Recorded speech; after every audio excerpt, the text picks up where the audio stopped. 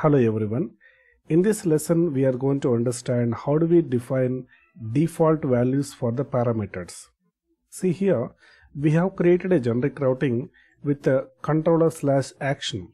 That means we can give any controller name and any action name at a runtime.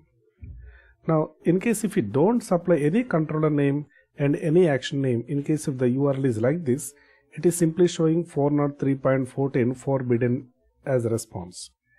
Alternatively, suppose you want to make a specific controller and a specific action method as a default.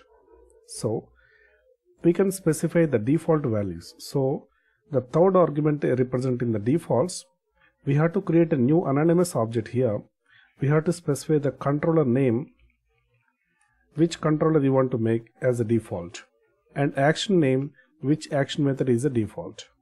For example, I want to make the controller 1 as a default controller, action 1 as a default action method.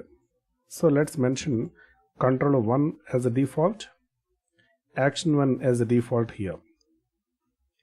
As a result of this one, if you don't supply the value for the controller and action, by default it will take the controller name as a controller 1, action name as action 1. See, we have not mentioned any controller name and action name. By default it is going to controller 1/action 1.